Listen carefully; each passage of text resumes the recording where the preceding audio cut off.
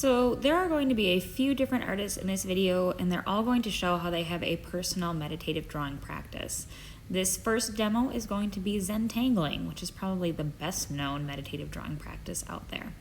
Zen Tangling, you start with a tile, which is just creating a shape on the page, and then you're going to cut that tile with some strings, and these can be any kind of line that cut right across the space. I used a lot of curvy lines here, that's what I was feeling at the moment. Once you've created these shapes by having these strings cut through your tile, you can start filling those with tangles. And tangles are both a noun and a verb. So a tangle is the pattern itself, and tangling is the act of having those tangles fill in the spaces and interact with each other. I chose some very simple tangles to get started. I have some squiggly lines, and then I'm going to do some fish scale patterning. You can get really complicated with your patterns. There's artists out there who create and name patterns, and then they show you how to do them. I would recommend just, if you're starting out your meditative drawing practice, just play, see what happens. Zen Tangles can be a really structured drawing practice, and some people really like that. So this whole process of making a shape, cutting through with the strings, and then starting to do these repetitive mark-making processes to develop consistent patterns, that can be really useful and really exciting for some people. I also want to encourage other folks who just want to experiment and play around to let them know that that is absolutely okay too. Any kind of meditative practice is going to be highly personal, and so each person's going to be drawn to it in a slightly different way. So you may find yourself wanting to make new patterns each time, and some may turn out and some you might not be in love with, and that's okay. Others may choose to find a predetermined pattern that they can follow, and that actually just allows them to focus in and start to really just zen out on what they're working on. Whatever works for you, that's exactly what you should do. A meditative practice is personal, it's unique, and the most important thing is that you are feeling centered, you start to feel balanced, and that you're very intentional in your practice. Intentional in this case can mean a lot of different things. It doesn't necessarily mean that you know exactly what you're going to do before you get started. In fact, I don't think you should know exactly what you do before you get started.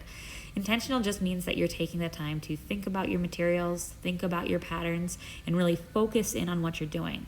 A lot of times people compare a meditative drawing practice to doodling, and while there are a lot of similarities and they definitely have overlap, doodling tends to be something that we do when we're bored or when we're not really trying to pay attention to something, when we're just sort of, our focus is off. Whereas a meditative drawing practice has a little bit more intentionality and a little more purpose behind it.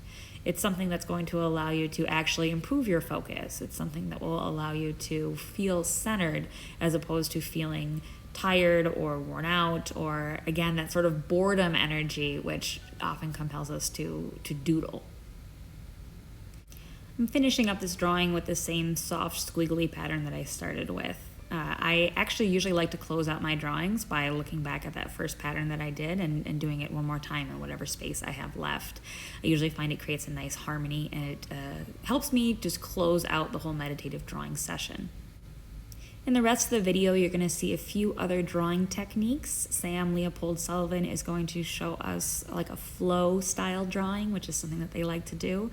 Jenny Stice is going to show us a fingerprint drawing, which is an abstract patterned way of kind of exploring mark making. And Patrick Holt is also going to show us how he likes to build patterns to create interesting little scenes. So for now, let's listen to some music and I'll watch another drawing unfold, and then after that our other artists will show us a few more techniques. Thanks for tuning in, and I hope you enjoy this video.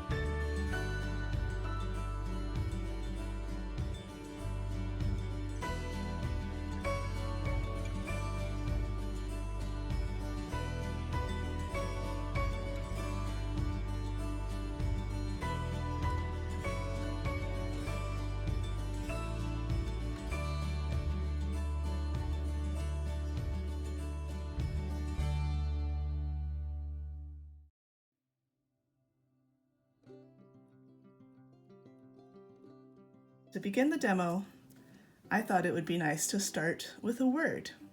In this case, I chose the word friendship. And so we're just going to place the word somewhere on our paper, somewhere, could be at the edge, could be at the middle. I chose middle-ish. And then just think about the word and draw what comes to mind. And I'm doing this in pen, and I recommend you also do this in pen so that you cannot erase, because the goal is to just see how things flow out and not to judge what we're doing. So you can go by the forms of the letters, you can go by the meaning of the word, you can just go by however you feel. So I have friendship as my word, and I'm just gonna start drawing some lines. This is a really nice way to de-stress after a big day and to just kind of get back into your body. I quite enjoy just kind of doodling, making patterns, seeing where they go.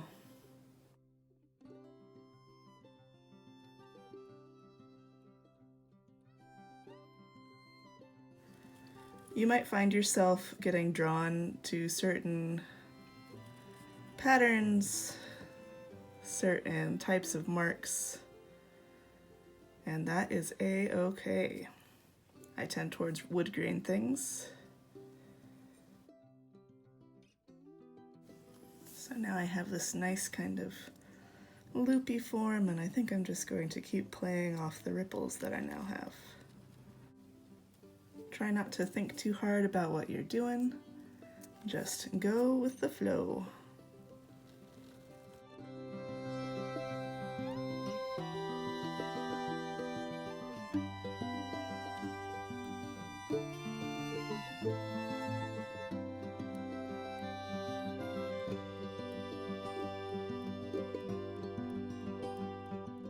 Don't be afraid to go off the page. It is a-okay.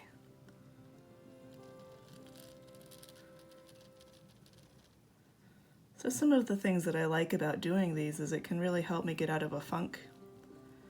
If I don't know what to draw, or if I'm just bored or anything like that, by just letting my hand do what it wants and creating new patterns, I can just give my brain a little reset and get the creativity flowing once more. So now we have this part of the drawing is looking pretty full, so what's gonna be the rest?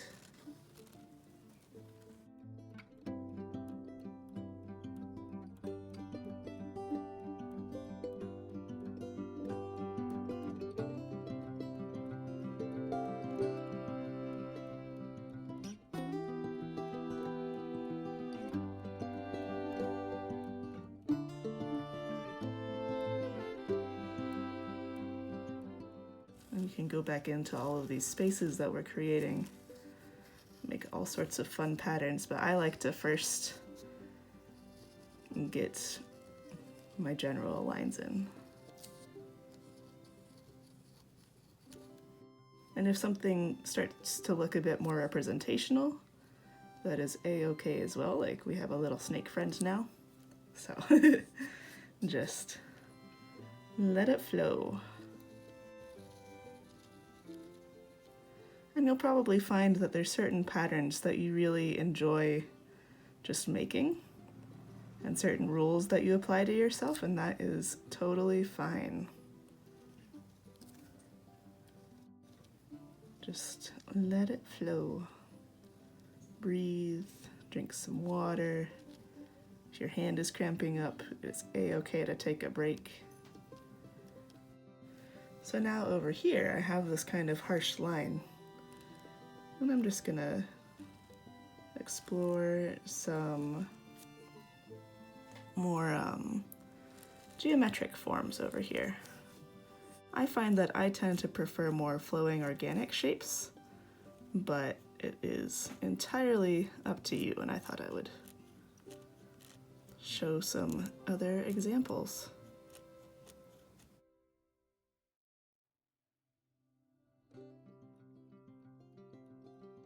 Sometimes it's like drawing a maze, but you don't have to think about any of the exits or the entrances. So maybe it's more like drawing a labyrinth.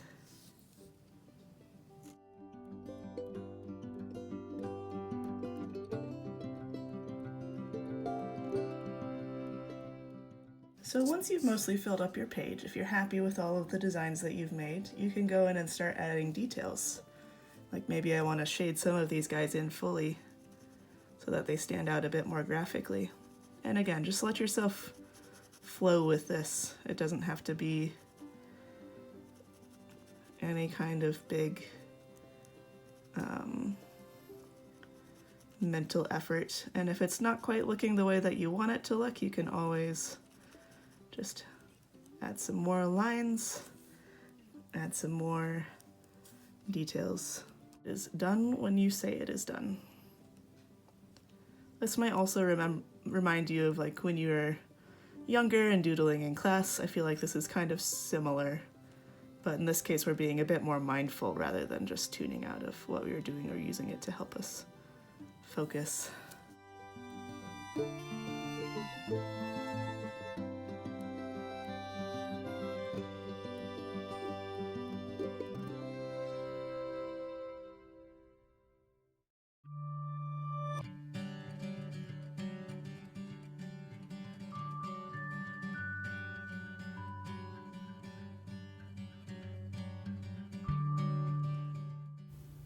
All right, so the first step for our project is we need to create a stamp pad of sorts to stamp our fingers in.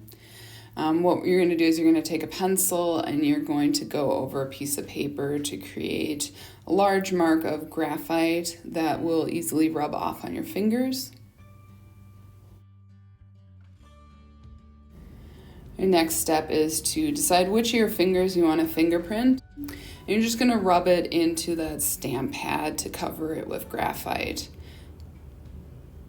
And once you have an even coating on it, you're going to press it gently, but with even pressure onto a piece of paper. And you'll see I get a pretty good stamp. I did find if you have lotion or your hands are wet, the fingerprint doesn't come out quite as clearly. So it is worth giving your hands a wash.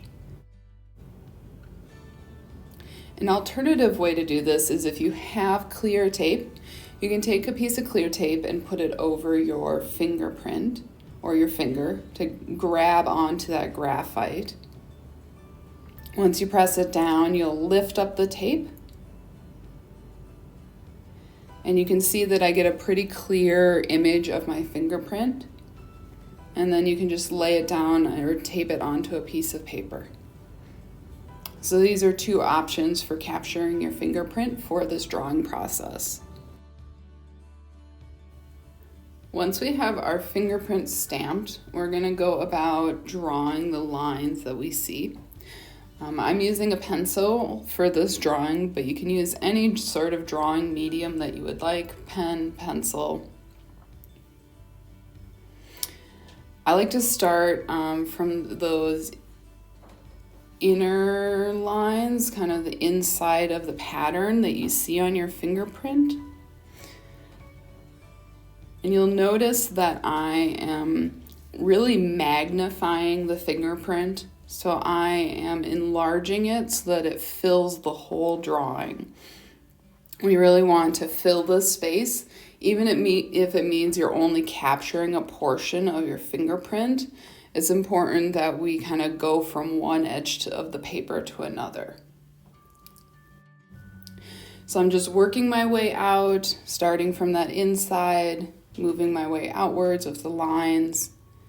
And I really want you to pay attention to the fact that even if I make a line that doesn't match what is actually on the fingerprint that I'm drawing, there's no erasing happening. Okay, we're not trying to accurately describe our fingerprints. We're really using it more as an inspiration to get us started today and get these lines down on the paper.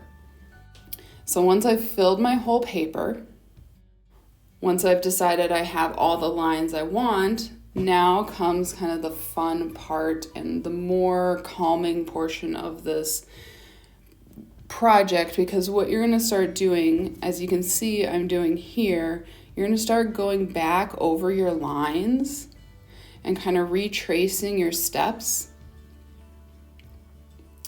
And really, while we're doing this, we're just paying attention to going over those lines.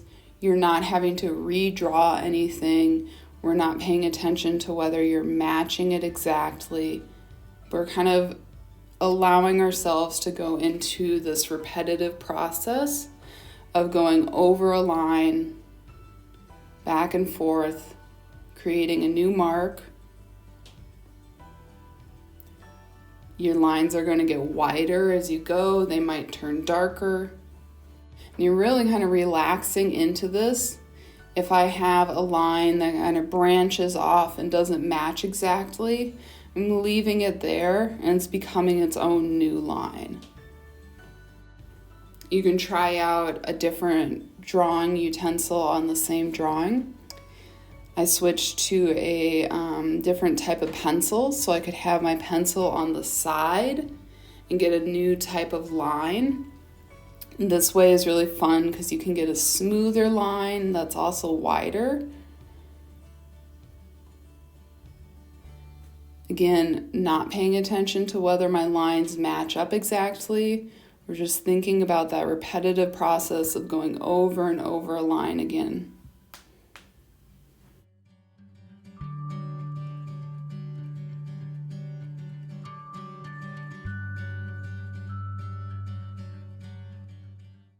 Once you've finished going over all the lines for a second time, you can go back in for a third time and go over those lines. It's up to you really how many times you repeat this process, which is really relaxing into only having to focus on going over those lines.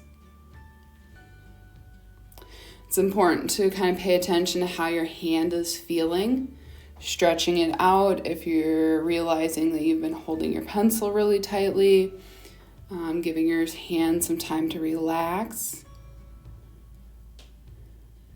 So it's up to you as the artist to decide how many times you go over your drawing again. And this is the point that I felt like I wanted to stop with this drawing.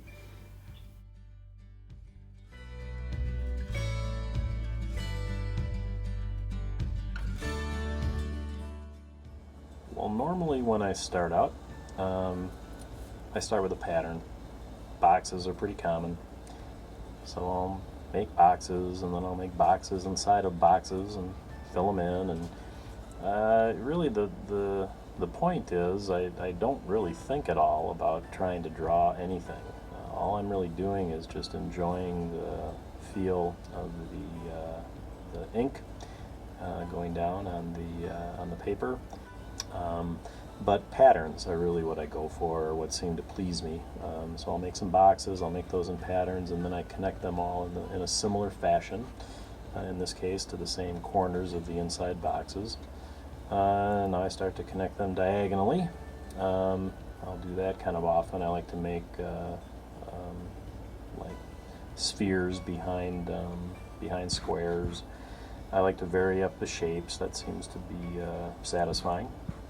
And then I just kind of wait for something to emerge, and I'll pause and stare at it for a while, and then if something pops in my head, I'll just put it down. It's not really a thinking type of a thing.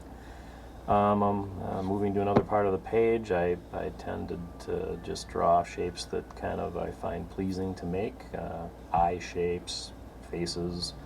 But again, I'm not trying to draw anything. It's just what always kind of tends to emerge. With me, faces pop out, landscapes, buildings, things like that. I tend to make a little bit larger shapes first, and then I enjoy filling in some detail, some lines or smaller shapes. I like to mirror shapes like I'm doing here. I like to create, obviously not perfect mirror images, but that suggestion of a mirror image is something that tends to repeat for me. My notebooks and things for work are filled with things like this, because it helps me think. And I'll work on these, if work is the right word, for, you know, months. In fact, it's pretty hard for me to even carry on a conversation without without messing with a pen. So again, filling in the blank spaces with smaller things, but again, I tend to repeat shapes, and I find that satisfying. There's no rhyme or reason to it. I never know what I'm going to get when I start, and usually I don't really get anything except a bunch of lines like this.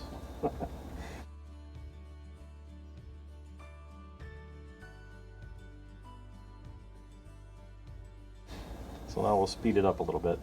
And here, see, we see a building popping out, and maybe something that looks like trees or a landscape, a little water tower, a little moon, a star, and there you go. Thanks for watching.